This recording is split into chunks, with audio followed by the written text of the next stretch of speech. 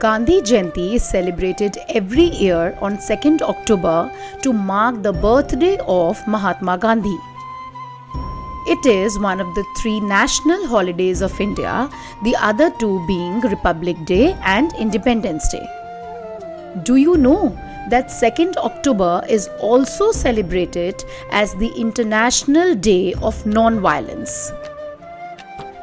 The United Nations General Assembly announced on 15th of June 2007 that it adopted a resolution which declared that 2nd October will be celebrated as the International Day of Non-Violence, as Mahatma Gandhi was a non-violent freedom fighter.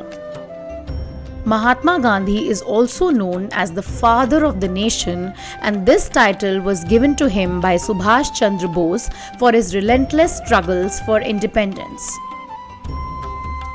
As we celebrate Gandhi Jayanti, let's embrace his teachings of peace, unity, and love for all.